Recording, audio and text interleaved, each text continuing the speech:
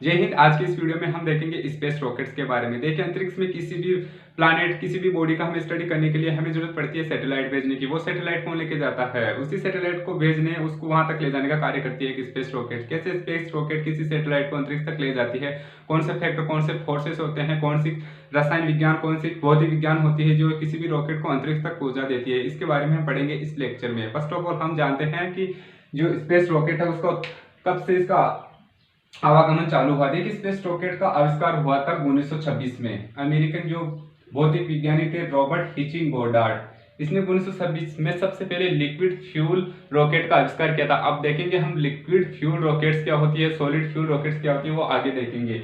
देखिए, कोई भी रॉकेट होती है वो 4 पार्ट से बनकर मिली होती है। उसमें 4 पार्ट बने होते हैं। रॉकेट बनाने का एक बहुत बड़ा प्रोसेस होता है। रॉकेट, किसी भी रॉकेट को बनाने के लिए हमें उसके उस केंद्र पॉइंट तक ले जाना पड़ता है। जैसे भारत में 2 रॉकेट केंद्र है, एक है केरल में तिरुवनंतपुरम जिसका नाम है थुम्बा, और दूसरा है सार हरिकोटा जो श्री हरिकोटा है आंध्र प्रदेश में वो, ठीक है, वहां पर। तो इन दोनों पर क्या बनती है, रॉकेट्स बनती है। रॉकेट बनाने की एक प्रोसेस होती है जिसमें हम असेंबलिंग करते हैं, ठीक है, असेंबलिंग करते हैं। असेंबलिंग मतलब क्या होता है, किसी एक पार्ट पर फिर दूसरे पार्ट को जोड़े जाना, तीसरे पार्ट को जोड़े जाना। हर पार्ट में अलग अलग फ्यूल, अलग अलग चीजें होती है जो कि एक रॉकेट को ऊपर तक भेजने के काम आती है, ठीक है। तो एक रॉकेट असेंबल होकर बनती है कई प्रोसेस में। और जो रॉकेट होती है ये बहुत बड़ी होती है, ये छोटी नहीं होती है। लगभग हर केस में यह 100 मीटर से लंबी होती है, ठीक है। तो आप समझ सकते हैं 100 मीटर लंबी, हर केस में 100 मीटर तक एक रॉकेट होती है। उस रॉकेट में कई पार्ट्स होते हैं, कई पार्ट्स को असेंबल किया जाता है, कई की मैकेनिज्म, कई की प्रोसेस हार्ड, किसी की डिफिकल्ट, बहुत ज्यादा, मतलब एक तरीका का ये डिफिकल्ट प्रोसेस होता है इसको असेंबल करने का, इसको बनाने का। तो एक नॉर्मल रॉकेट 100 मीटर के लगभग ऊंची होती है, तो उसको बनाने के लिए ऊंचाई भी एक मेन फैक्टर हो जाती है। तो ये सब चीजें होती हैं जो कि एक रॉकेट को असेंबल करने के दौरान बहुत ज्यादा डिफिकल्ट होती है। हम सीधे सीधे जानते हैं एक रॉकेट बनाने में कौन कौन से कंपोनेंट यूज होते हैं, कौन कौन सी स्टेजेस होती है जिससे मिलकर एक रॉकेट बनती है, ठीक है। देखिए, एक रॉकेट कुछ इस तरह की होती है, इसका जो ऊपरी ऊपर वाला पार्ट होता है उसको हम बोलते हैं पेलोड। पेलोड ये कौन साइज का होता है, ठीक है, कौन साइज, शंकु की साइज का होता है, ये बताएंगे हम आगे। की इसका जो ऊपर वाली ये नोक है ये कौन साइज की क्यों बनाई जाती है, ये पेलोड आता है। पेलोड क्या होता है, जब भी हम किसी रॉकेट में अंतरिक्ष में सैटेलाइट वगैरह भेजते हैं तो ये उन सैटेलाइट्स को लेकर जाती है। कोई भी सैटेलाइट, मानव भी हो सकता है, जानवर भी हो सकता है, कुछ भी हो सकता है, एनिमल, कुछ भी चीज जिसको हम अंतरिक्ष में भेजकर उसकी स्टडी करना चाहते हैं उसके रेलेवेंट, ठीक है। तो पेलोड क्या लेके जाता है, बेसिकली यही हमारा एक बिजनेस पार्ट होता है जिससे हमारी जो मेन जरूरत होती है वो इस सीमित जो सामान उसको भेजने की होती है, लेकिन उसको भेजेंगे हम इसके सहायता से, ठीक है। इसका जो सेकंड पार्ट होता है वो होता है फ्यूल टैंक। इसमें हम फ्यूल भर देते हैं। अब किसी भी रॉकेट को उड़ाने के लिए हमें उसको एनर्जी देनी पड़ेगी, ठीक है। तो एनर्जी का काम करता है फ्यूल, जो कि इसके इंजन को स्टार्ट करने में काम आएगा, ठीक है। तीसरी चीज होती है ऑक्सीडाइजर टैंक। ऑक्सीडाइजर टैंक क्या होता है, ये ऑक्सीजन प्रोवाइड करवाता है इंजन की स्टार्ट होने के टाइम, ठीक है। तो ऑक्सीडाइजर टैंक क्या करता है, ऑक्सीजन प्रोवाइड करवाता है, ठीक है। अब ऑक्सीजन क्यों प्रोवाइड करवाते हैं, देखिए, एक जो एयरप्लेन होता है वो एक एयरप्लेन, एक रॉकेट।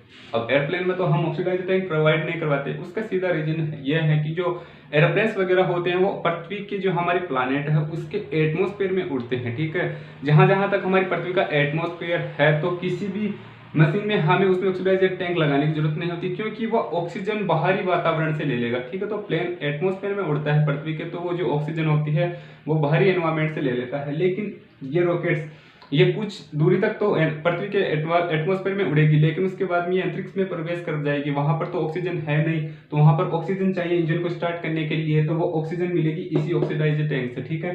तो इसलिए हम यहाँ पर ऑक्सीडाइजर टैंक प्रोवाइड करवाते हैं। तीसरी चीज होती है कंबसन टैंक, जो चौथी स्टेज होती है इसकी कंबसन टैंक, ठीक है। ये कंबसन टैंक है, कंबसन चैम्बर भी बोल सकते हैं इसको। यहाँ पर क्या होता है, इंजन स्टार्ट होता है। इंजन स्टार्ट होने के लिए क्या चाहिए, फ्यूल चाहिए, और फ्यूल को जलाने के लिए क्या चाहिए, ऑक्सीजन चाहिए। तो इस फ्यूल टैंक और ऑक्सीडाइजर टैंक से 2 वॉल्व भेजी जाती है, 2 पाइप भेजी जाती है, ठीक है। दोनों पाइप एक कंबसन चेंबर में, देखिए यहाँ पर देख सकते हैं, यहाँ पर कंबसन चेंबर में आकर जुड़ते हैं, ठीक है। जब हम किसी रॉकेट को लॉन्च करने की तैयारी करते हैं तो जो ये फ्यूल है यहाँ पर भेजा जाता है कंबसन चेंबर में। अब किसी इंजन को स्टार्ट करने के लिए हमें फ्यूल की तो जरूरत है, फ्यूल भेज दिए, लेकिन उसको जरूरत क्या पड़ती है, ऑक्सीजन देने की। देखिए, किसी भी हम मशीनरी को स्टार्ट करते हैं तो हमें उसमें कंबसन चेंबर जरूर होता है, जैसे हमारी मोटरसाइकिल, कार वगैरह, उनमें भी कंबसन चेंबर होता है, ठीक है।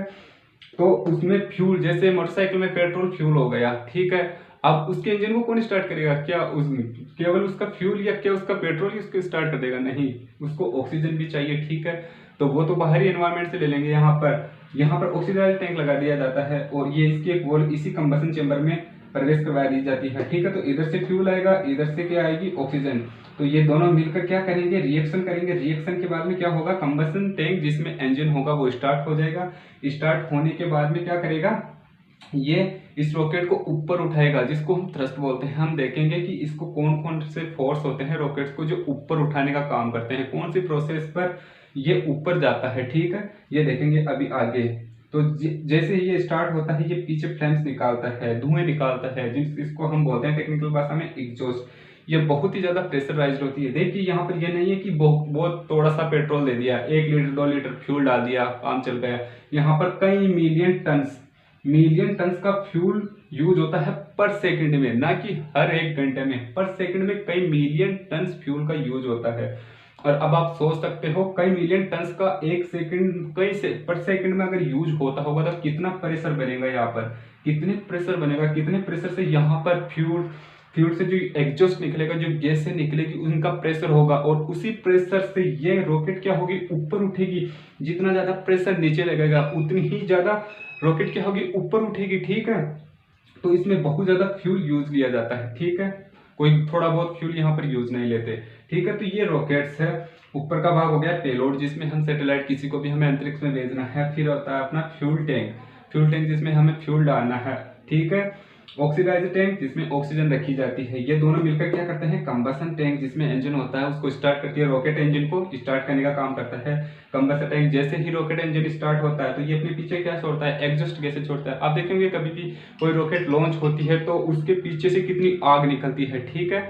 उस आग को निकालने का भी एक तरीका होता है। ऐसे नहीं वहां पर एक गड्ढा बना दिया जाता है, लेकिन उस गड्ढे में दोनों साइड ऐसे स्पेस दे दिए जाते हैं। उससे क्या होता है? जैसे यहाँ पर गैसें निकलेगी, ये इन गड्ढों में से होकर इधर निकल जाएगी, ठीक है। अगर ये नहीं बनाती, यहाँ पर ये स्पेस नहीं बनाते, तो ये यहाँ पर आकर वापस ऐसे इसी में चल जाती, तो इससे क्या होता है? इसमें आग लग जाती, ठीक है। तो ये सफर नहीं हो पाता। तो इसलिए हम इधर क्या करते हैं? गड्ढों में स्पेस दे देते हैं, ताकि जो एग्जॉस्ट जो गैसें हैं वो इधर से निकल आए। इन गैसों का तापमान बहुत हजारों डिग्री सेल्सियस होता है, ठीक है। तो आप अनुमान लगा सकते हो इनका कितना ज्यादा टेम्परेचर होता है, ठीक है। तो ये था रॉकेट। और इस पूरे सिस्टम को हम क्या बोलते हैं? फ्यूल टैंक से लेकर कंबशन टैंक के पेलोड को छोड़कर जो यहाँ से लेकर यहाँ तक का सिस्टम होता है, प्रोपल्शन सिस्टम बोलते हैं। प्रोपल्शन क्या होता है? जो किसी जेट इंजन को चालू कर दे, किसी भी इंजन को स्टार्ट कर दे और वो अपनी कार्यविधि चालू कर दे, ठीक है। तो जैसे ये कंबशन स्टार्ट होगी यहाँ पर, तो इसको ऊपर उठाएगा, ठीक है। तो ये सब सिस्टम क्या कहलाता है? प्रोपल्शन, ठीक है। इनको हम क्या बोल सकते हैं? फ्यूल वगैरह को क्या बोल सकते हैं? प्रोपेलेंट्स। और एक होता है प्रोपेल्स। ये टेक्निकल वर्ड्स होते हैं। प्रोपेलेंट्स का मतलब होता है जो फ्यूल वगैरह हम प्रोवाइड करवा रहे हैं किसी भी रॉकेट में, और प्रोपेल्स का मतलब क्या होता है? प्रोपेलेंट्स प्रोवाइड करवाने के बाद में जो उसको उठा सके ऊपर की ओर, उसे बोलते हैं प्रोपेल्स। तो देखिए, जब 1926 में रॉकेट्स का आविष्कार किया गया था रॉबर्ट हिचिंग के द्वारा, वो थी लिक्विड फ्यूल रॉकेट्स। और अब जो मॉडर्न टाइम में है, एक हो गई सॉलिड फ्यूल रॉकेट्स। तो ये दोनों क्या होती है, ठीक है। तो शुरुआत की थी वो थी लिक्विड फ्यूल रॉकेट्स। तो वर्तमान में है ये दोनों प्रकार की होती है, ठीक है। देखिए, लिक्विड फ्यूल रॉकेट और सॉलिड फ्यूल रॉकेट में इनकी स्ट्रक्चर में तो कोई डिफरेंस नहीं होता। इसका मेन डिफरेंस होता है इनके प्रपल्शन सिस्टम में, जिनमें प्रोपेलेंट्स प्रोवाइड करवाए जाते हैं। इनमें जो प्रोपेलेंट्स प्रोवाइड करवाए जाते हैं सॉलिड में, वो सॉलिड की फॉर्म में होते हैं, टॉस की फॉर्म में होते हैं, जो भी फ्यूल वगैरह जो ऑक्सीडाइजर्स होते हैं, ठीक है। जो लिक्विड फ्यूल रॉकेट्स में होते हैं, इनमें जो प्रोपेलेंट्स प्रोवाइड करवाए जाते हैं वो लिक्विड की फॉर्म में होते हैं। जैसे कि इसमें फ्यूल होता है लिक्विड हाइड्रोजन। लिक्विड हाइड्रोजन क्या होता है? जब हाइड्रोजन गैस को हम -273 डिग्री कूल करते हैं तो हाइड्रोजन गैस लिक्विड गैस में परिवर्तित हो जाती है। उसी तरीके से लिक्विड ऑक्सीजन का काम होता है। तो यहाँ पर हम जो प्रोपेलेंट्स लेते हैं वो लिक्विड की फॉर्म में लेते हैं। यहाँ पर फ्यूल क्या लेते हैं हम? Liquid hydrogen. और ऑक्सीडाइजर में क्या लेते हैं हम? लिक्विड ऑक्सीजन, जो ऑक्सीजन का काम करेगी। ये दोनों चीजें मिलकर क्या करती है? हमारे कंबशन चैम्बर में जो रॉकेट इंजन होगा उसको स्टार्ट करेगी। स्टार्ट करने के बाद में रॉकेट ऊपर उठेगी, ठीक है। उसी तरीके से सॉलिड फ्यूल रॉकेट्स में क्या होती है? इसमें देखिए क्या होता है, इसमें ये दोनों दो भाग बांट दिए जाते हैं। यहाँ पर बीच में एक कंबशन चैम्बर होता है। इधर से क्या होता है? इधर होती है हमारी अमोनियम परक्लोरेट, जो क्या होता है? ऑक्सीडाइजर होता है, जो ऑक्सीजन का काम करेगा। Ammonium perchlorate solid fuel rockets में। एक तरफ होता है एल्यूमिनियम का पाउडर, जो फ्यूल का काम करेगा। ये दोनों मिलकर यहाँ पर आकर मिलेंगे, ठीक है। यहाँ पर मिलने के बाद क्या होगा, रॉकेट इंजन स्टार्ट होगा, ठीक है। तो यहाँ पर ये दोनों प्रोपेलेंट्स का काम करते हैं। तो बेसिकली इनमें ज्यादा फर्क नहीं था, इनमें बस केवल इनकी लिक्विड और सॉलिड का ही चेंजेस था, ठीक है। तो ये लिक्विड फ्यूल रॉकेट्स हो गई, ये सॉलिड फ्यूल रॉकेट्स हो गई, और इनमें ये फिन्स होते हैं, ठीक है। इन तरफ आजकल की मॉडर्न जो रॉकेट्स होती हैं उनमें बूस्टर भी आने लग गई है, ठीक है।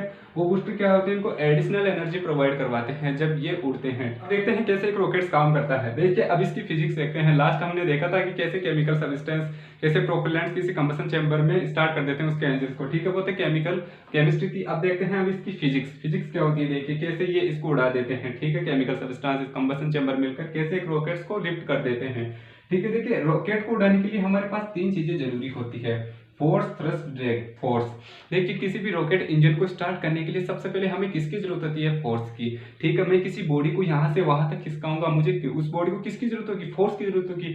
जब हम उस पर फोर्स अप्लाई करेंगे तभी तो वो बॉडी यहाँ से वहां तक खिसकेगी, वो क्या होता है, हमारा फोर्स, ठीक है। चलो फोर्स कैसे मिलेगा, अब इसको फोर्स किससे मिलेगा, इसके फ्यूल से, इसके जो प्रोपेलेंट सिस्टम होता है उससे इसको फोर्स मिलेगा, ठीक है।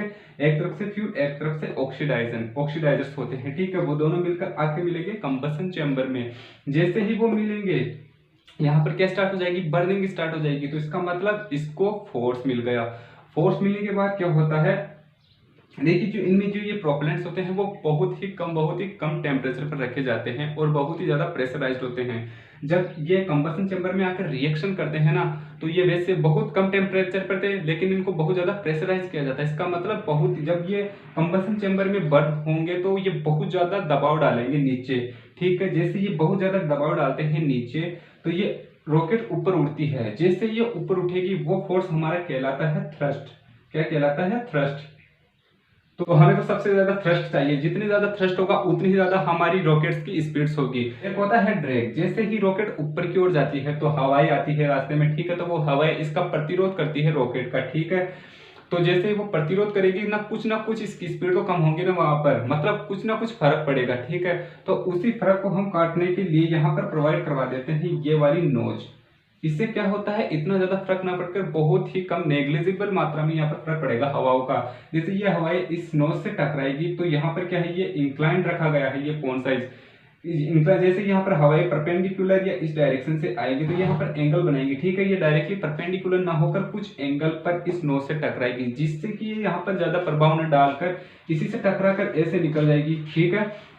तो ये स्मूथली निकल जाएगी, ठीक है। इसे टकराकर इसको रेजिस्टेंट या इसको धकेलेंगे नहीं इसकी स्पीड कम करने के लिए। तो ये नोज साइज होती है इसीलिए बनाई जाती है ताकि जो भी हवाएं हैं इसको ज्यादा रेजिस्टेंट प्रोवाइड ना करवाए, जिसके कारण की इसकी स्पीड पर कोई फर्क पड़े। तो इस वजह से इसकी हम जो आगे वाली जो नोज होती है वो कौन साइज की बना देते हैं। तो इन वजह से जो भी फर्क पड़ता है इसकी स्पीड में बाय चांस नेग्लिजिबल अमाउंट में, वो फोर्स कहलाता है हमारा ड्रैग, जो इसको नीचे की तरफ खींचने का काम करता है, ठीक है। उसे बोलेंगे हम ड्रैग। ड्रैग के साथ एक और फोर्स काम करता है, वो होता है इस पूरी बॉडी का वेट। देखिए किसी भी बॉडी का जब वो ऊपर से गिरती है तो पृथ्वी जो अपने गुरुत्वाकर्षण बल के कारण किसी भी बॉडी को अपनी ओर खींचती है, तो उस बॉडी के वेट पर डिपेंड करता है। जितना ज्यादा वेट होगा वो उतनी जल्दी नीचे आएगी, ठीक है। तो बॉडी का वेट भी किसी भी बॉडी को नीचे आने के लिए बाध्य करता है। तो ये दोनों फोर्स क्या करेंगे, वेट प्लस ड्रैग क्या करेंगे, ये किसी बॉडी को नीचे की ओर लेके जाने का काम करते हैं, ठीक है। ऊपर रेजिस्टेंट डालते हैं एक तरीके से बॉडी पर। दूसरी ओर थ्रस्ट क्या करता है, इसको ऊपर की ओर उड़ाएगा। देखिए मून पर जब 1969 में पहली बार इंसानों ने कदम रखा था तो वहां पर जो रॉकेट लेके गई थी सैटेलाइट्स को, वो थी सैटर्न 5। ये आज तक की सबसे ज्यादा फास्टेस्ट, सबसे ज्यादा पावरफुल रॉकेट है आज के समय तक की। तो आज तक के समय तक की सबसे ज्यादा पावरफुल रॉकेट है सैटर्न 5, जो कि अमेरिका की थी, ठीक है। जो अगर इंडियन रॉकेट्स की बात करते हैं, इंडियन रॉकेट्स की जो रिलायबल रॉकेट्स है वो ये है PSLV, GSLV, polar satellite launch vehicle, geosynchronous launch vehicle. इनके बारे में हम कभी किसी दूसरी वीडियो में कंसर्न करेंगे। तो आई होप गाइस आपको ये आज का वीडियो समझ में आएगा। नेक्स्ट वीडियो में मिलते हैं किसी एक और टॉपिक के